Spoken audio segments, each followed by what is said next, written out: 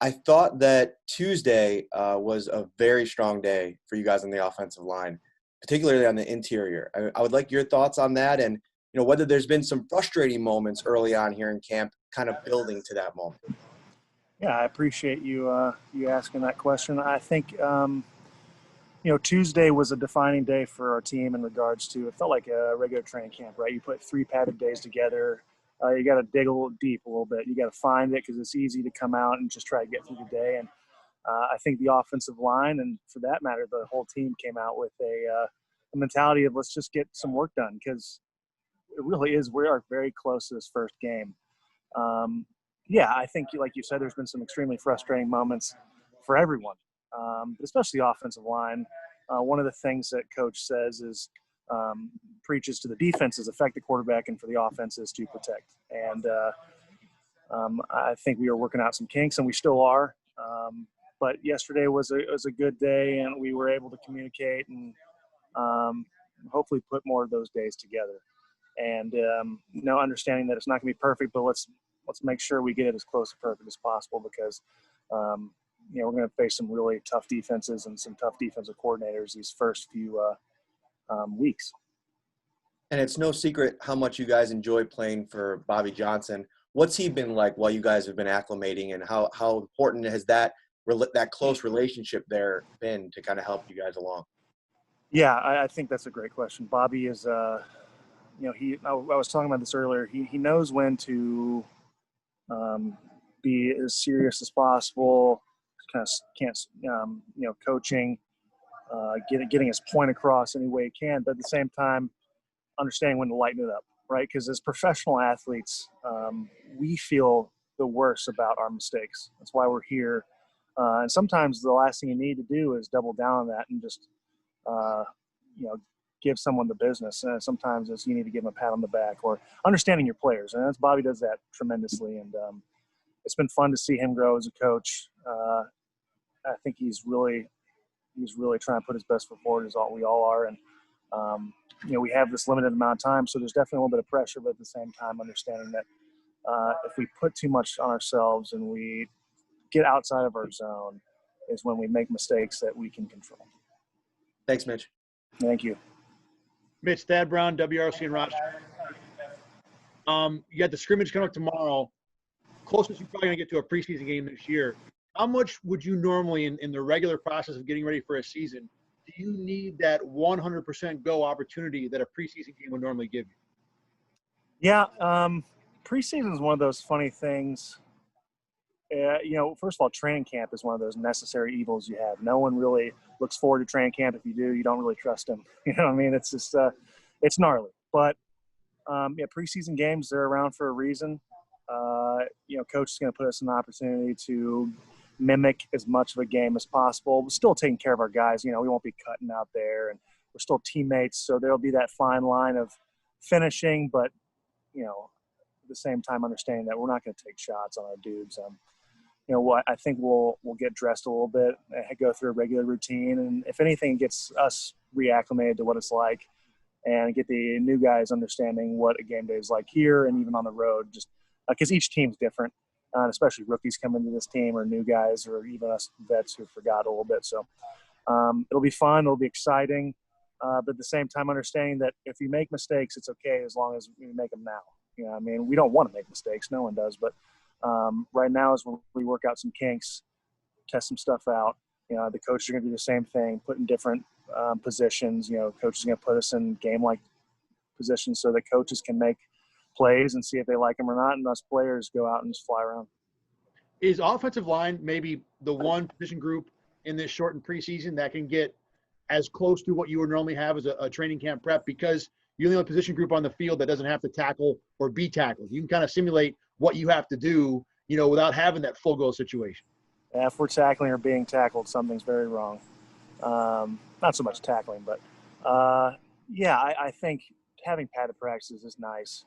As much as they tear you up and you dread them sometimes, for offensive linemen, you can't really replicate that with pad or without pads. So, I would say so. I think tackling is going to be a big thing. Coaches put us in positions in practice where certain periods are live, and that's good, even for us offensive linemen going and picking up our our running back or picking up the ball carrier or just finishing towards the ball.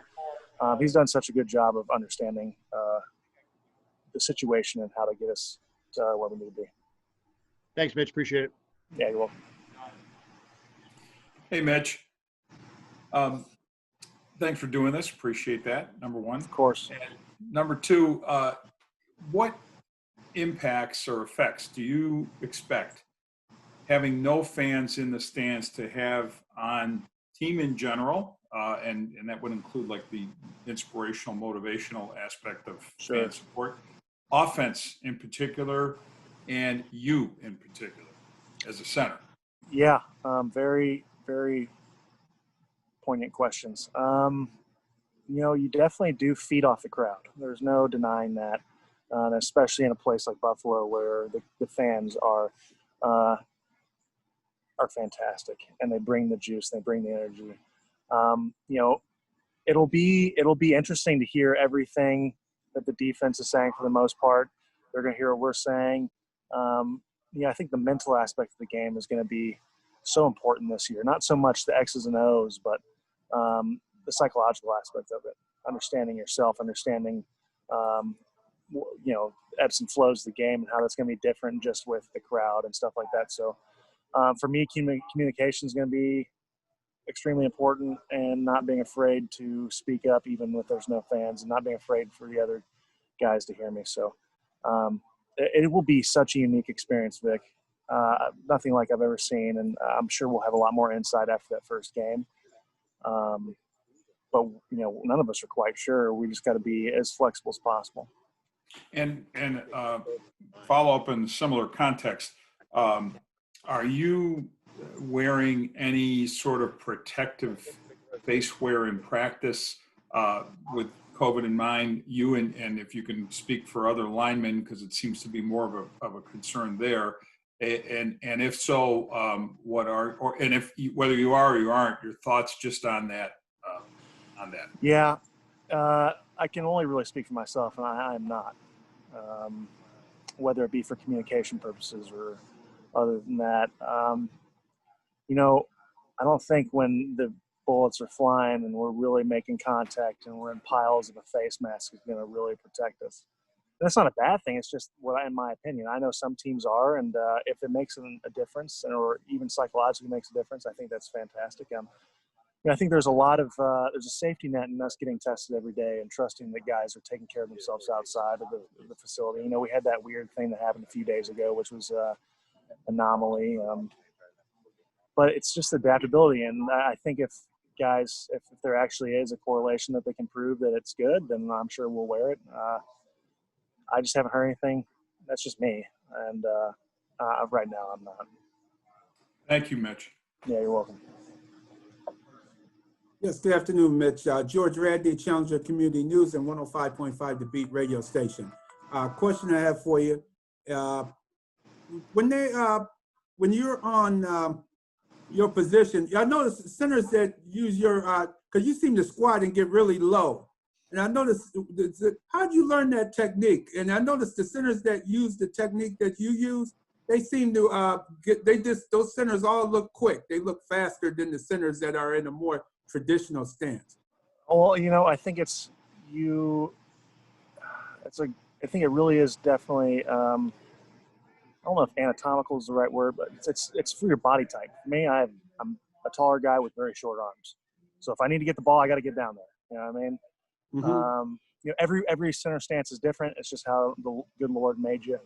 And what you're comfortable with. And some quarterbacks, like if you see the centers who play with Tom Brady, he likes the centers a certain way. He likes their backside up a little bit more just to make it easier for him. So you definitely have to make that in play. But for me, it's just I have short arms and a long body. I got to get down there, and the only way I can do that is bending quite low and making that work for me.